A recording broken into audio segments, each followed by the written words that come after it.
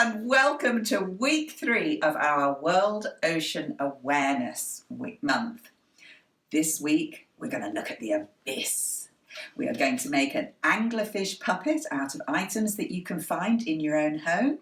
And then we'll hear from our partner from GwinnetteRecycles.com, Laura Hernandez, and she's going to tell us 10 things that we can do to help save the planet and save our oceans. The abyss stretches from about 10,000 to 20,000 feet. It's not the deepest part of the ocean. That is the trench, which is 36,000 feet deep. The Abyssal Zone makes up the largest section of the ocean, and even as recently as just last year, 95% of the abyss still has not been explored. The abyss contains 2 light zones, the murky twilight zone and the pitch-black midnight zone, which is the bottom layer of the ocean. Because the midnight zone is just above freezing, it means no plants grow there. Many animals that live there instead rely on detritus or dead plants and animals that sink from the upper levels down to the sea floor. Despite seeming cold and barren, the abyssal zone is habitat to many fish, bacteria, crustacean and mollusks. Some of the animals that live in the twilight zone include lanternfish, rat-talkfish, hatchet, viper and midwater jellyfish. There's also the anglerfish and the axolotl, which are shown here. The name anglerfish, or scientific name Lophiiformes, actually contains over 200 different species. This deep-dwelling fish is famous for its bioluminescent lure, an adaptation only females have. In fact, the male anglerfish is much smaller than the females and survives by finding a mate and attaching himself to her body with his teeth, living the rest of his life off her as a parasite. Female anglerfish hunt by extending their lures to trick prey into getting close enough to their massive jaws to gobble up. As humans continue to use plastics and waste at a steady rate, this trash is making its way even to the deepest parts of our oceans. A scientific study done in 2017 states that if the current rate of plastic consumption continues, there will be more plastic than fish in oceans by the year 2050. This is why the phrase reduce, reuse, recycle is more important than ever to ensure we preserve our oceans and the animals living in it. Bioluminescence is the production and emission of light by a living organism. Scientific researchers have been using bioluminescence as a tool to learn more about the ocean and its mysteries. In 2012, a group of scientists were able to film a live giant squid for the first time because it was attracted to a bioluminescent light attached to a fake squid. Additionally, bioluminescence has been harnessed for life-saving uses in medicine, from lighting up structures inside the brain to illuminating the progression of cancer cells. Since the Abyssal Zone is one of the least explored environments on Earth, it gives many opportunities for new discoveries.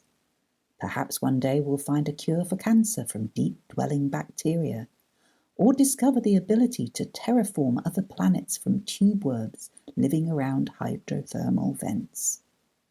While space may be known as the final frontier, we have still so much left to explore in our own oceanic backyard. Plus, there's always the chance to discover cute animals like this Dumbo octopus. This is what we're going to need in order to make our anglerfish puppet. First of all, before we start, you need some newspaper because we're going to be doing some painting. I don't know about you, but I make a terrible mess.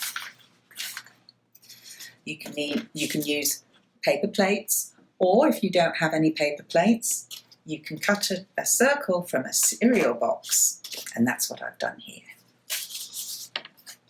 You can use polystyrene balls. We just need one cut in half into 2 pieces. Or if you don't have any of those, don't worry, you can use googly eyes, and if you don't have those, you can use paint. You're going to need some white glue, a piece of white paper or card, and if you don't have that, you can paint your cardboard, a little bit of tin foil, a ruler and a pen, a pipe cleaner, some scissors, and your favourite colour paints. I like orange and I like red. And I have a dish here to be able to put my paint in and a little paintbrush. I've painted my first plate orange, and now I'm going to paint this plate red. And it's going to take quite a long time to dry, so get painted and then set them aside. So here we're going to make the teeth. You need some paper, or you can use cardboard from your cereal box and paint it white. You can make your teeth however long you like. Draw a line across the end of the paper, and you're going to draw some zigzags. This is going to help you in cutting them out.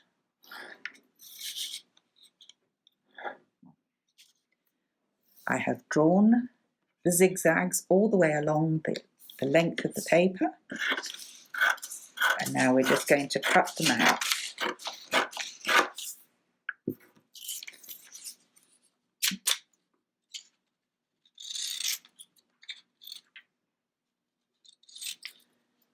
Our paint is finally dry.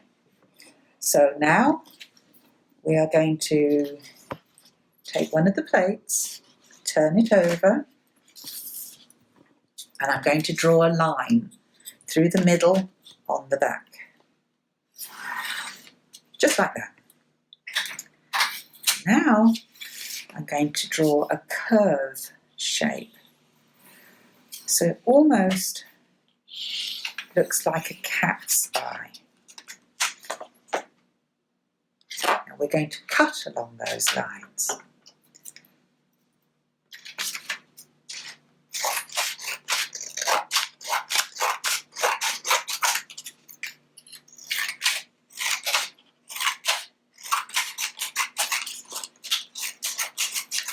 This is going to be the back of your puppet.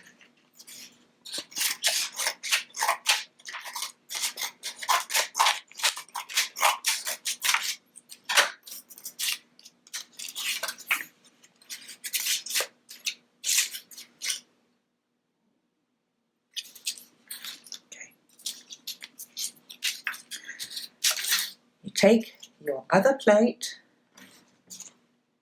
and we're going to fold it in half.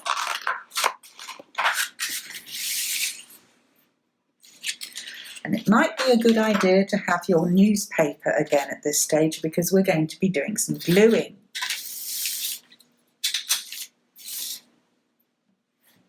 You take your white glue,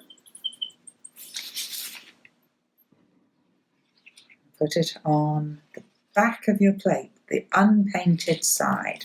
See, you have your painted side in the centre.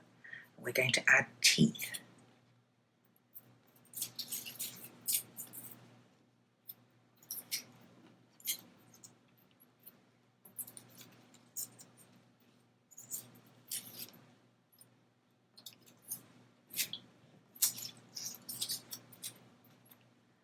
And then you take your half plate that you've already cut.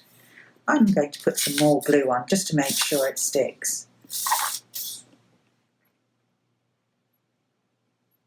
Around the edge, and stick the plate on the top. And then you're going to turn it over and do the other side with the other teeth and your other piece of plate. And then you're going to set it aside to allow it to dry. And that's going to take a little while, but make sure it's dry before you do the next stage. Now we're going to make the lure part of the puppet. So you take your pipe cleaner and we're going to make a base. So I'm just curling it around my finger. And this is what we're going to use to glue onto the puppet. And it doesn't matter if it's a bit crooked right now because it's bendable. You also need your tin foil to make the light part of your lure. That's too big. You just smush that over the end so that it catches the light. Now we're going to take the plate and attach the lure with a bit of glue. And this is going to take a while to dry too. You might want to pop it up against something while it's drying. Now, while we're waiting for the lure to dry on the puppet, let's make some eyes. If you don't have any foam balls or any googly eyes, you can just paint eyes straight onto the plates. But I'm going to draw little eyeballs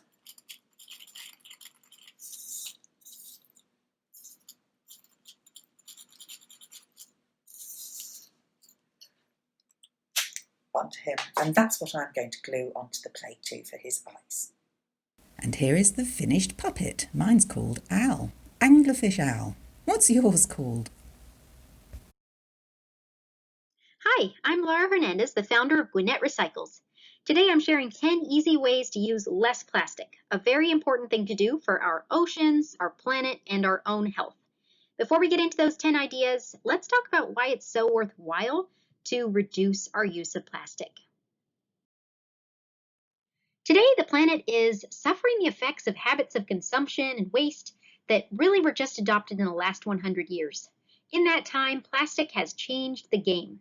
Plastic was invented in the early 1900s and only really took off around 1950. Production has increased exponentially from a couple million tons of plastic in 1950 to almost 500 million tons per year made now. And it isn't showing any signs of slowing down, actually the opposite.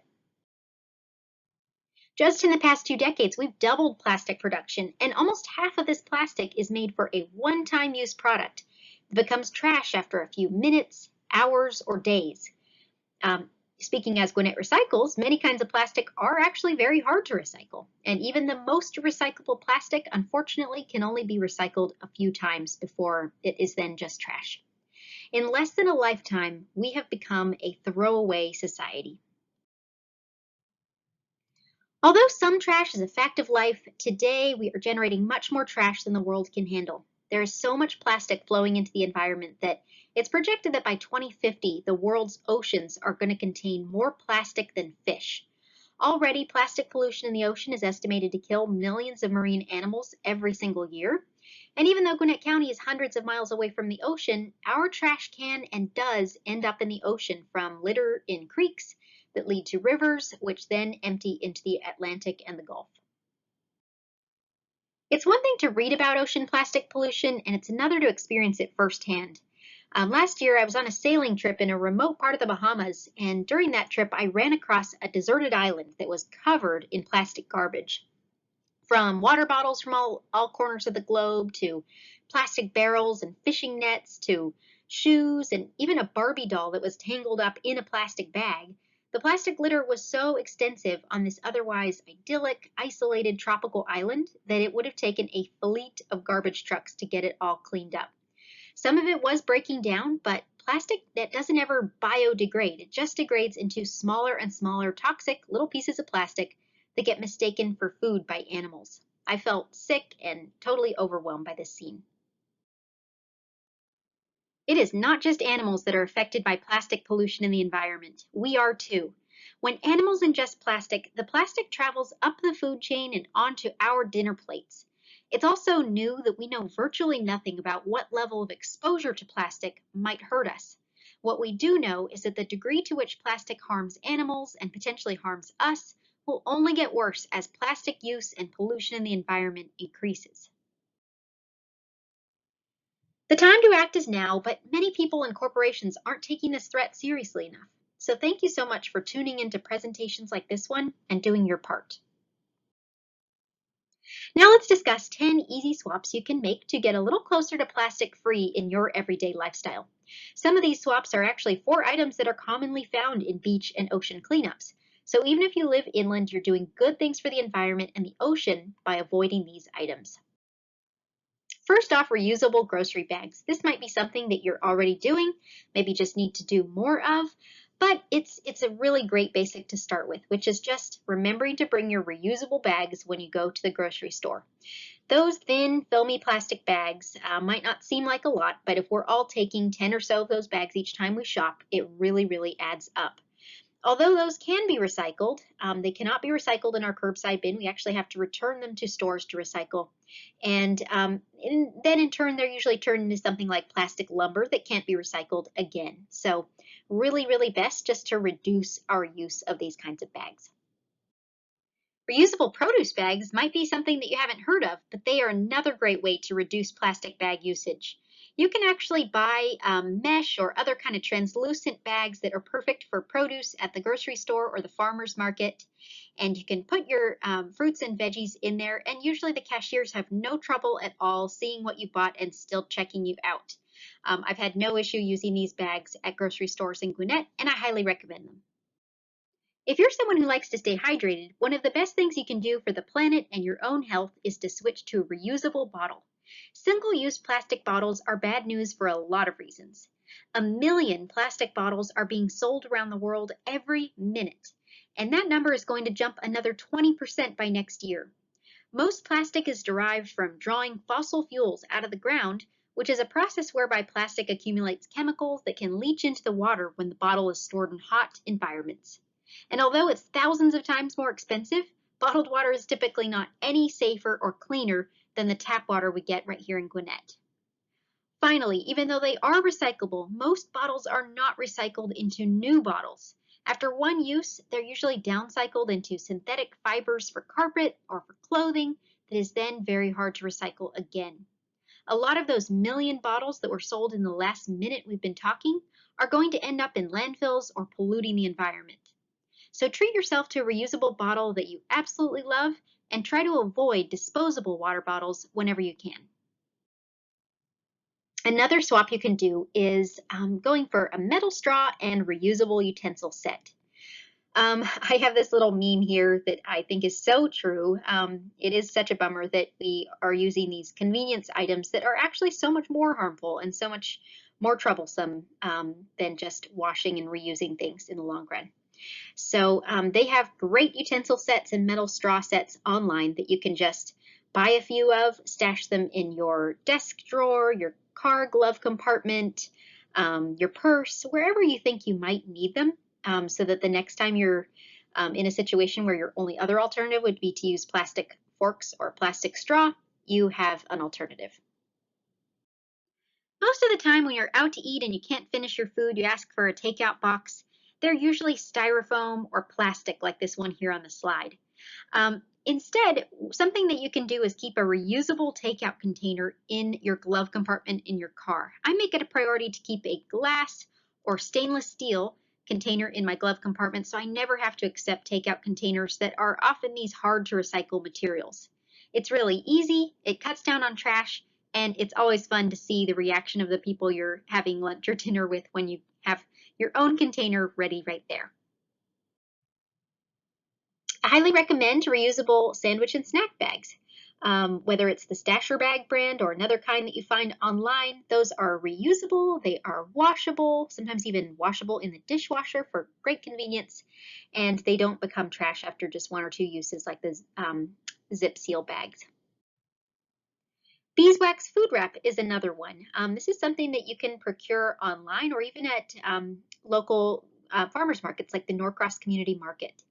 You can get this beeswax that you heat up in your hand and it becomes very malleable, and you can just wrap it around a bowl like you see on the left there with plastic wrap, or you can wrap fruits and veggies up in it, or even pieces of bread or cheese in it so that they can stay good longer. So this is a really good alternative to using the single-use plastic or even aluminum foil. Toothpaste and floss containers are one thing that we may not think about a lot, but they are hard to recycle. You can't throw them in your curbside bin. After I run out of my current toothpaste, I'm going to be trying out a zero waste toothpaste option like this tooth powder that you just dip your wet toothbrush into. I'm also going to switch to compostable silk floss that comes in a refillable glass bottle. So you just buy the glass bottle once, and then you just get these refills of perfectly compostable floss. I'm sure I'm not the only one who is kind of addicted to lip balm. I always have to have it nearby, and this is another really great option for those of you who are like that. There are lip balms that come in compostable tubes, so once you finish using it, you can just throw it out into your yard and it will compost back into dirt. These come in both tinted and plain versions, depending on your preference. Many of us will use a lot of plastic bottles for hair care in our lifetime unless we switch to shampoo and conditioner bars. You can buy these bars from Lush stores or from zero waste online shops, and you can get bars that are formulated to work exactly with your hair type and get it just as clean as the traditional gel shampoos. Highly recommend this one. That wraps up our 10 tips for today. If you want to join Gwinnett Recycles and our sister organization Zero Waste Gwinnett in bringing about a more waste-free Gwinnett County, we would love to have you. We are a citizen, volunteer-driven organization, so please visit our website at GwinnettRecycles.com or follow us on social media to find out how you can join a community event or join us on a facility tour or volunteer, do a litter cleanup. We would love to have your help. Thank you so much for tuning in and trying to reduce your waste. Keep in touch, and I'll see you soon. Check out some additional reading on the deep of the ocean, or watch a documentary on the ocean with these titles that are available in our library. Don't forget to log into Beanstack and grab a badge by answering some World Ocean Awareness Month questions.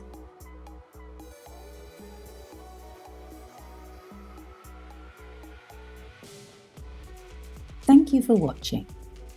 Please tune in next week, Tuesday the 28th of July, where we will be having a whale of a time saving our oceans.